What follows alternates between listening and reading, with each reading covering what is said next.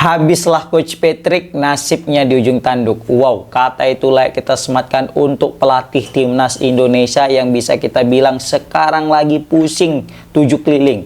Kenapa? Yes, benar. Karena Ole Romeni harus operasi dan butuh waktu lama untuk recovery. Iya. Ini kata-kata yang memang harus kita sematkan sama Coach Patrick. Pusing 7 keliling dan habislah beliau nih. Kenapa? Karena kita tahu Ole ini menjadi andalannya dalam beberapa laga terakhir. 4 kali main Patrick Kluivert bersama dengan timnas, 3 gol tercipta. 3-tiganya itu dari Ole semua. Ngadapi Cina, ngadapi Bahrain, dan ngadapi Australia. Semua itu Ole yang cetak gol.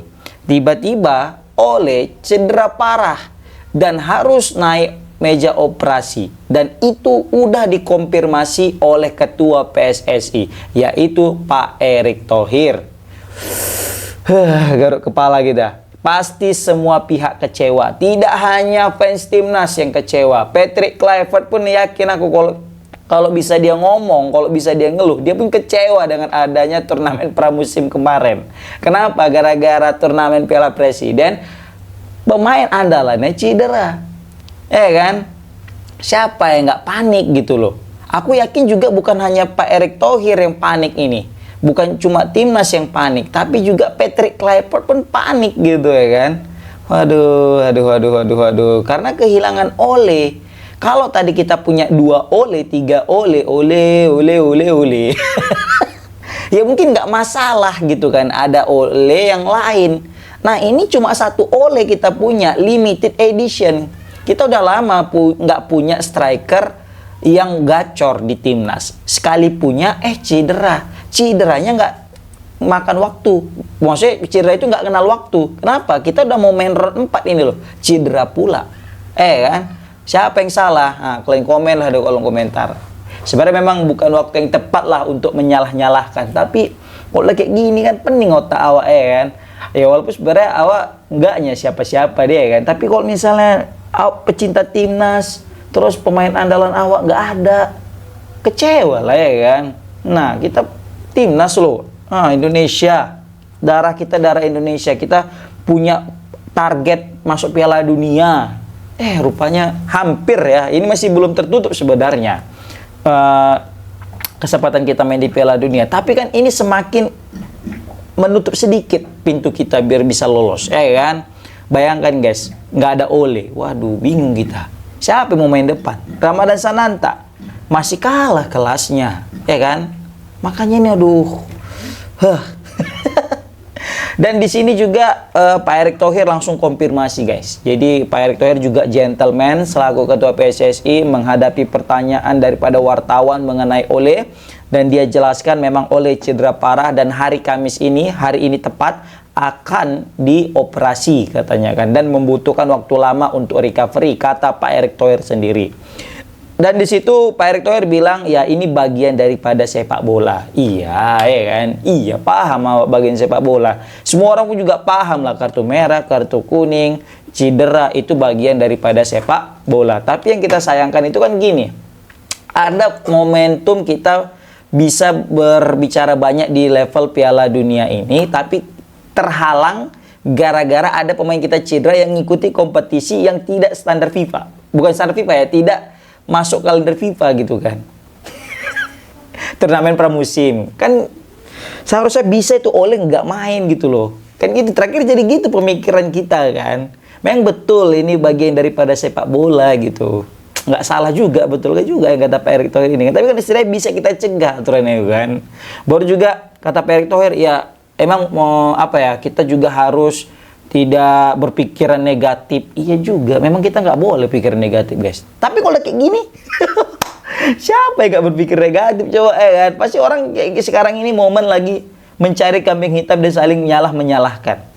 Karena udah panik dan bisa kita bilang situasi terdesak gitu ya kan. Jadi orang pasti akan mencari kambing hitam dan mulai menyesali. Sekarang ini orang udah mulai menyesali. Ya Allah, coba aja kemarin Ole nggak ikut Piala Presiden ya. Coba aja Oxford nggak ikut Piala Presiden ya. Pasti nggak cedera Ole. Walaupun sebenarnya nggak ada garansi Ole nggak cedera ya. Siapa tahu nanti dia main di Liga Championship di bulan Agustus ini dan bulan 9 nanti cedera, lebih parah pula cedera patah kaki, kan semua bisa terjadi. Tapi setidaknya tidak semenyesal ini mungkin kita gara-gara Piala Presiden kan gitu. Aduh. Tapi ya apapun ceritanya betul juga kata Pak Erick Thohir. Ya ini bagian daripada sepak bola. Semua memang bagian daripada sepak bola. Dan kita memang harus berpikiran positif. Oke, yuk kita ubah positif. Siapa tahu dengan nggak adanya Ole bakal muncul striker baru yang ganas ya kan, kita nggak ada tahu juga. Walaupun dalam hati Allah kalau ada Ole aja pasti lebih enteng kita gitu ya kan. Oke, jadi setelah nggak ada Ole, kita menimbulkan pertanyaan. Siapa kira-kira pengganti Ole? Kan? Ramadan Sananta pasti namanya keluar. Kenapa? Karena dia posisi sama kayak Ole. Tapi kalau kita lihat, kita bandingkan apple to apple, nggak cocok. Kenapa? Ole jauh banget kualitasnya dibanding seorang Ramadan Sananta. Sorry itu sih, bukan kita menjelekkan Ramadan Sananta, tidak. Ramadan Sananta salah satu striker lokal kita yang baik. Kenapa? Yang bagus. Contoh aja dia masuk timnas loh, banyak striker lokal kita, tapi yang kepilih Ramadan Sananta. Berarti tandanya Ramadan Sananta bagus dan layak. Tapi kalau misal dibandingkan Ole pasti jauh kan gitu. Kalian juga pasti sepakat. Nah muncul nama Mauro Gistra. Oke, Mauro Gistra ini kalau dari segi postur tubuh juga oke nih dibanding Ole, sama lah 11-12 postur tubuhnya. Tapi yang jelas Mauro Gistra ini kan belum teruji. Sedangkan Ole sudah, dia main di level tertinggi dan sudah mencetak gol juga. Nah beda dengan Mauro Gistra yang dari kelompok umur baru masuk tahun ini ke kelompok tim senior, ke tim utama, dan itu juga belum teruji karena belum main musim ini kan di Volendam. Nah di sini juga masih banyak yang mempertanyakan kualitas Mauro Gistra karena memang belum pernah main di level timnas, kelompok umur pun belum pernah, apalagi di timnas senior. Walaupun aku yakin kalau dibanding dengan Ramadan Sananta pasti Mauro Gistra jauh lebih hebat juga. Karena memang kompetitifnya liga di Belanda sana. Kan seperti itu. Yang jelas Mauro Gistra belum matang lah gitu. Nah Raven gimana bang? Dia baru cetak 6 gol. Ya 6 gol tapi kan gawang Brunei. Coba nanti waktu ngelawan Vietnam dan Thailand. Nah kalau misalnya melawan Vietnam dan Thailand dia bisa cetak banyak gol juga. Itu baru bisa jadi indikasi dia akan promosi naik ke timnas utama. Karena Ole nggak ada. Kalau Ole ada pasti mungkin dia belum. Tapi karena kita butuh main target gitu kan, target utama, ya mau nggak mau ya memang mesti ada satu pemain yang akan naik ke timnas senior dari timnas junior. Seperti itu. Bang, itu ada bang, siapa namanya, Milano Jonathan. Ya tapi kan beda posisi. Tapi kalau memang ada Milano Jonathan gabung ke timnas, ini lebih baik juga karena akan menambah variasi serangan timnas Indonesia. Dan Patrick Kluivert juga nggak pusing-pusing amat. Ya kan? Ini pasti Coach Patrick sekarang orang yang paling pusing karena menyangkut tentang masa depan dia.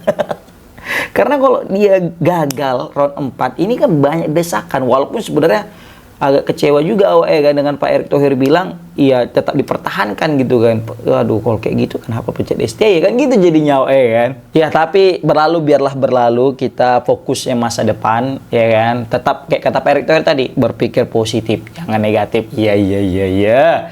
Nah di sini PSSI juga pasti akan panik ya, gercep lah pokoknya. Pasti mereka akan harus mencari solusi. Kira-kira siapa ini pengganti daripada Ole Romeni. Dan bisa jadi mereka akan mencari pemain baru lagi yang grade A guys. Dalam artian mereka akan mentelusuri pemain-pemain diaspora yang mana punya keturunan, punya darah warisan sehingga bisa dinaturalisasi sama PSSI. Aku yakin pasti mereka akan gercep lah cari pemain baru. Dan mungkin bisa jadi salah satunya Milano Jonathan yang akan dipush untuk mau membela timnas Indonesia. Seperti itu guys. Ada. Tapi pun gini ya, kalau ini kan masih asumsi dia bakal cedera panjang. Dalam butuh recovery panjang atau pemulihan panjang. Oke, let's say dia bisa main lah gitu kan. Dalam artian, rupanya bulan 9 udah oke. Kayaknya bulan 10 udah bisa main gitu. Oke, bulan 10 udah bisa main. Tapi kan pasti beda. Di bulan 10 dia udah bisa main, dengan sekarang dari nggak ada cedera dia bisa main, pasti beda. Kalau dari sekarang nggak ada cedera dia bisa main, pasti dia akan makin terlatih dan makin mendapatkan insting dia bermain itu dapat karena rutin main bersama dengan Oxford di level championship, sehingga main di timnas pun udah nggak gaguk lagi.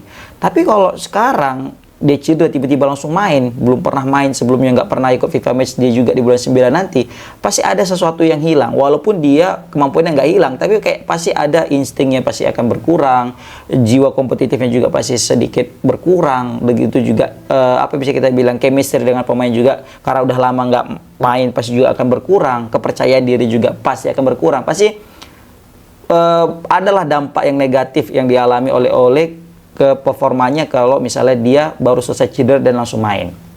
Makanya banyak sekali kita lihat pemain-pemain profesional yang di luar sana ketika baru cedera pasti butuh waktu untuk penyesuaian diri dan adaptasi lagi.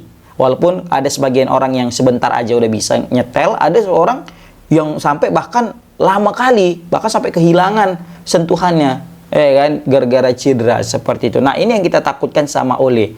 Pasti nanti agak beda mainnya gitu. Jadi semoga aja hal itu tidak terjadi, dan yang terjadi malah sebaliknya makin gacor gitu ya kan. Ya seperti itulah guys. Ditambah lagi juga ini akan mengancam nasib Ole di level klub, yang mana seharusnya dia bisa mendapatkan waktu bermain lebih banyak dan bisa menjadi pilihan utama karena memang gacor di di pramusim. Mau tidak mau dia juga akan harus tertinggal lagi dari teman-teman lainnya di klub, yang mana teman-teman lainnya mungkin udah enak, udah matang, udah enjoy bermain dengan Aksport ya di beberapa bulan terakhir, sedangkan Ole masih menepi aja di pinggir lapangan kan gitu.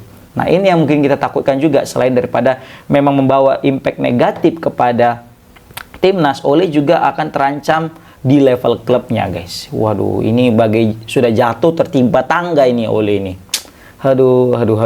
Makanya nggak salah juga kita bisa bilang ini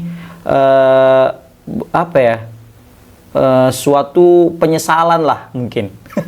Mungkin Ole juga, PSSI juga, dan juga Patrick Kluivert dan juga fans timnas kalau sekarang mikir, seandainya bisa waktu dibalikkan, janganlah main Oxford. Pasti gitu ya kan, janganlah main Ole, janganlah cedera Ole, pasti gitu. Tapi sekali lagi kita nggak boleh seperti itu ya kan, nggak boleh mikir-mikir jangan seandainya apa yang terjadi ya udahlah terjadi. Memang betul itu bagian daripada sepak bola, dan betul kata Pak Erick Thohir, kita harus berpikir positif. Tapi kalau lagi gini, siapa kira-kira yang tanggung jawab? Nggak ada ya. Atau mungkin kalian bisa komen di kolom komentar dengan statement, habislah Coach Patrick, nasibnya di ujung tanduk dan sudah jatuh tertimpa tangga bagi Ole Romeni. Assalamualaikum warahmatullahi wabarakatuh.